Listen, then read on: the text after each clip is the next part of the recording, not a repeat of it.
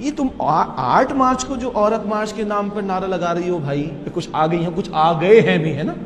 या पिछले साल जो चला, अभी हमें हमारी बेटियों को कौन सा हक दिलवाना चाहते हैं? कौन से हक की बात कर रही है? ये सीवीओ पर होगा 8 मार्च को, सिंध गवर्नमेंट करवा रही है क्या? womenonwheels.com समथिंग ऐसा कुछ है। हाँ, चीफ जस्टिस ऑफ पाकिस्तान 30 खातून वकला को मोटरसाइकिल देंगे। पढ़ा आपने? अच्छा, वो अल्लाह के बंदों और अल्लाह की बंदियों, इस पाकिस्तान में औरतों को विरासत के हुकूक मिल चुके हैं। गैरत के नाम पर कत्ल की जाने वाली औरतों के कातिलों को फांसी दे दी गई है। जिन जागीरदारों और वडेरों ने अपनी बेटियों के निकाह कुरान से कर रखे हैं, उन जालिमों का हाथ रोक दिया गया है।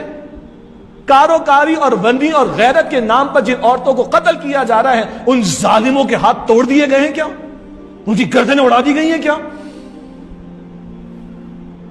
ये सारे हुकूक मिल चुके हैं।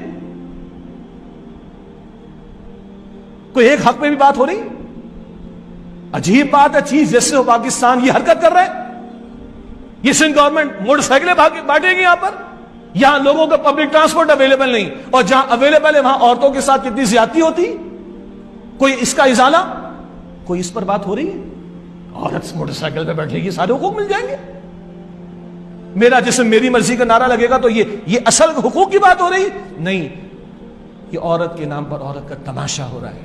ये औरत के नाम पर औरत को जलील किया जा रहा है। ये दज्जाल के फितने को उसके जो उसके ख्यालात हैं और उसकी जो प्लानिंग है, माफ कीजिएगा, कि औरत को बाहर निकाल कर लाके खड़ा कर, ये तो दज्जाल की प्लानिंग को पाए तकबीर को पहुंचाने की बातें हो रही। बाकी मैं अर्ज कर चुका हूं, जहां जहां कोई मर्द जुल्म करता है वो जालिम है, वो अल्लाह को जवाब भी देगा।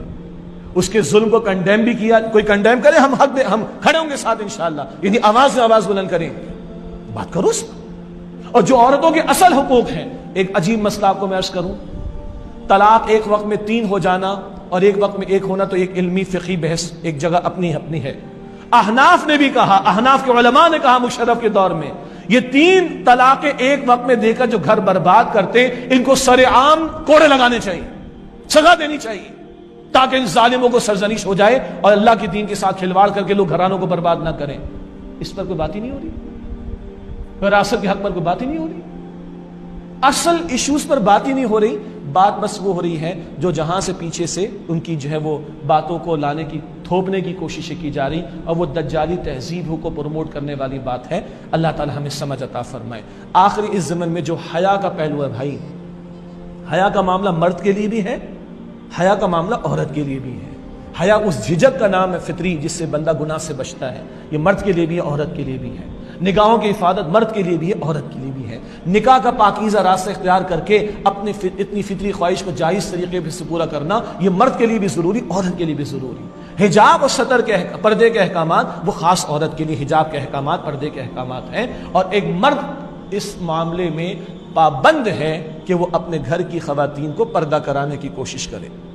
औरत से ज़्यादा मैं मर्दों को सरजनिश करूँ कि जिस घराने में बेटियां बेपर्दा घूम रही हैं, खवातीन बेपर्दा घर से बाहर निकल रही हैं, रसूलुल्लाह अलैहि सल्लम ने फरमाया दयूस है वो मर्द। सख्त बात है लेकिन हुजूर की है सल्लल्लाहु अलैहि वसल्लम। दयूस बेगैरत है वो मर्द जिसके घर की औरतें जो है बेपर्दा लोगों के सामने आती हैं, और दयूस जन्नत में दाखिल नहीं होगा। ये हमारी बहनों औरतों की तरफ से बात आती, सही आती है। जब भी बात होती सिर्फ औरतों की बात होती नहीं, मर्द भी हया का मुकल्लफ है, मर्द के लिए भी हया के अहकामात हैं, और पर्दे से खास मुतालिक अहकामात वो औरत के लिए भी हैं, और उनकी पासदारी कराना ये मर्द की जिम्मेदारी बनती है। और ये क्यों आखिर में बात कही है, बस 1 मिनट आपका और ले रहा हूँ। हया महफूज होगी तो ईमान महफूज होगा। रसूलुल्लाह अलैहि सल्लम ने फरमाया कि हया और ईमान दोनों साथी, एक चला जाए तो दूसरा भी चला जाएगा, और ईमान गया तो बचेगा क्या? ईमान होता है तो फिर 19 साल के बाद अमेरिका को नाक रगड़ के मुज़ाकरात की टेबल पर आना पड़ता है। ये ईमान खड़ा करता है बंदे को बातिल के मुकाबले में। और आज बातिल यही चाहते हैं कि बस ये ईमान छीन लो और हया के रास्ते से छीन लो, इनको बेगैरत और बेहया कर दो, इनका ईमान ख़त्म, ये कुछ करने के काबिल नहीं रहेंगे। अल्लाह उससे हम सब की हिफाजत फरमाए। अल्लाह मेरी आपकी हम सब की हया की हिफाजत फरमाए, हमारे ईमान की हिफाजत फरमाए, हमारे घरानों हमारी नस्लों की हिफाजत फरमाए। अल्लाह दज्जाल के फितने से, शैतान के हमलों से हम सब की हिफाजत फरमाए। आमीन या रब्बल आलमीन। व आखिरु दावाना अनिल हम्दुलिल्लाहि रब्बिल आलमीन।